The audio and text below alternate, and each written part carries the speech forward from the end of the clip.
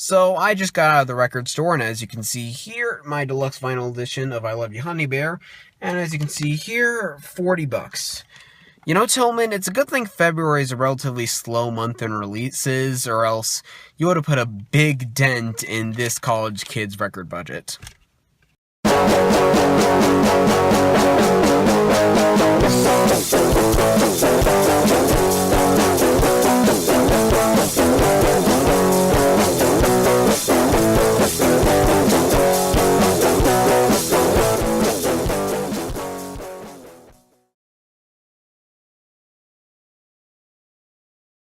Hey everyone, welcome to another episode of Spin It Reviews, and today I'm going to be talking about the new album from Father John Misty called I Love You Honeybear.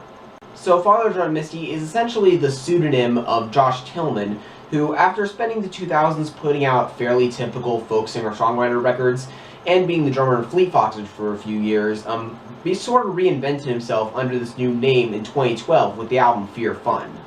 I actually first came across this guy through a Sub Pop compilation that came out earlier that year, which included the fantastic single Hollywood Forever Cemetery Sings. It really encapsulated a lot of what I loved about this album, taking that sort of classic early 70s folk rock sound and revitalizing it with this modern indie rock production, little bits of extra instrumentation here and there, and of course the immediately distinct personality of Father John Misty.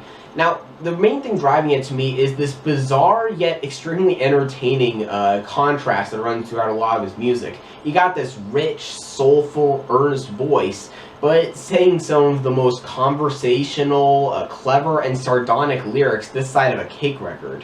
Not to mention this very dry sense of humor that came out of that kind of contrast.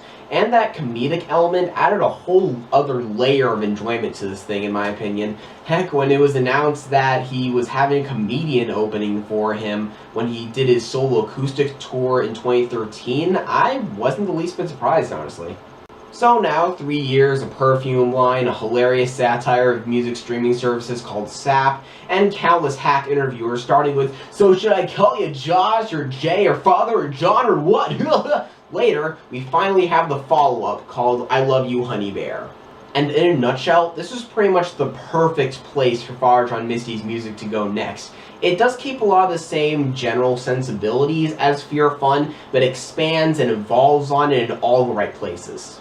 Musically, this album shines from just how lush and lavish and well-orchestrated everything is. Now, Fear Fun did have a slightly similar appeal, but it rarely went outside the typical indie-tinged folk rock setup. Now, by no means was that a bad thing, but I Love You Honeybear benefits from just how adventurous it is in some spots in comparison. All across this thing, you'll find string sections, horns, little touches of keyboards and organs here and there, and it all adds up to this incredibly full and frankly gorgeous sounding record. Not to mention the heavy reverb-laced drums really help add a certain extra weight to some of these songs. There's a certain vintage appeal to a lot of this album that I personally can't get enough of. To single out certain songs, the title track and the amazingly titled Nothing Good Ever Happens at the Goddamn Thirsty Crow sound like they'd soundtrack like a slow dance at some old-timey honky-tonk bar. Meanwhile, I love the little twinkles of keyboards in the song The Night Josh Tillman Came to Our Apartment that, for reasons I can't really explain, almost gave me like a Bruce Springsteen feel, like something off of one of his first couple albums. Also, I gotta point out those moody, dramatic strings and backing vocals in When You're Smiling and Astride Me and Strange Encounter. In the case of the latter, adding up to definitely one of the more defined choruses on this thing. And that's without even touching on True Affection, which finds Father John Misty delving into full-on electronica and actually kind of pulling it off. If anything, it's thanks to his soaring voice, actually making for a pretty good fit with the ethereal atmosphere of the whole thing. And when you look at the lyrics of the song, it actually kind of fits with what he's going for. And speaking of, what especially made this album stand out the most to me is the lyrics. Now, like I said, part of what made that first album so great was that dry, cunning sense of humor with heavy doses of sarcasm and the kind of blunt, casual language that you don't really hear from most songwriters, at least outside of, like, hip-hop or something.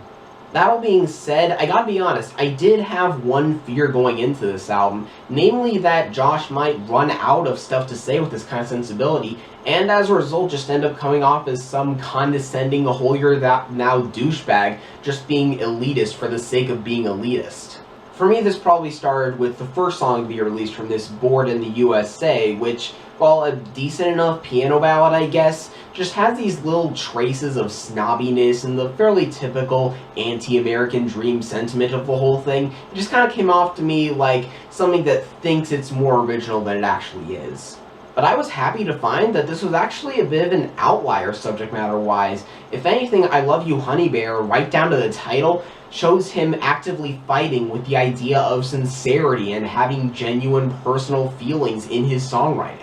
See, on Fear Fun, a lot of it focused on various social commentary and just general folk storytelling, albeit with that extra edge I described earlier. Here, though, the focus changes entirely to talk about his own romance and relationship experiences, and as a result, just in time for Valentine's Day, we get some of the most wonderfully subversive love songs that I think I've ever heard. Sometimes it's just by making things almost uncomfortably specific, like on Chateau Lobby No. 4 in C for Two Virgins, where he's detailing his first time spending the night with the girl who would later become his wife, and at some point saying he wants to lift up her wedding dress someone was probably murdered in. Or on the title track, which opens with the lines, "Mascara, blood, ash, and cum on the Rorschach sheets where we make love." Lovely. Or especially on the song The Night Josh Tillman Came to Our Apartment, where he kind of hilariously rants about the little things about this girl that annoy him, right down to misusing the word literally and that soulful affectation white girls put on when she tries to sing. Other times, like on When You're Smiling and Describe Me, or some parts of the title track and a couple others, he is writing in that more standard love song kind of style, but it's told in a believable enough way that if anything, it just shows that he is capable of removing any kind of sarcasm and irony to just be sincere. Which, if anything, just adds to the charm of this album altogether.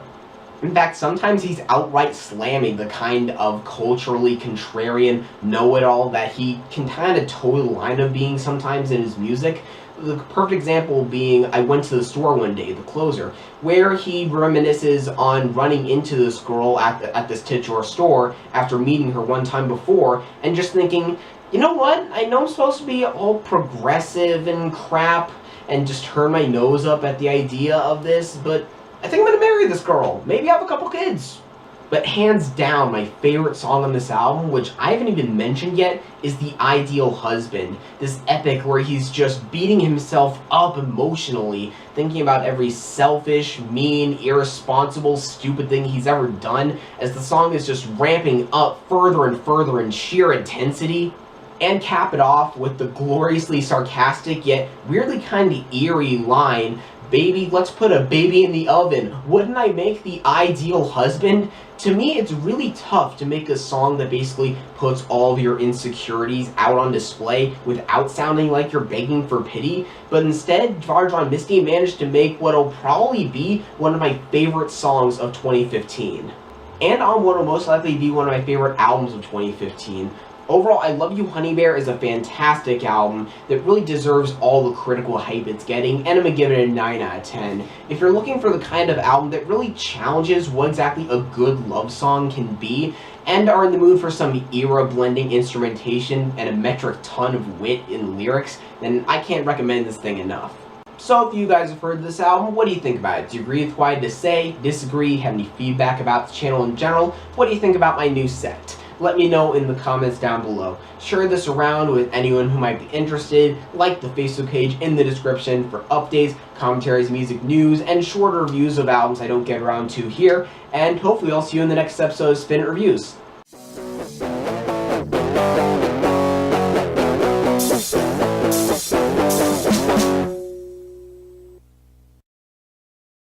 Well, the good news is that, unlike a lot of people, the LPs in my copy weren't warped.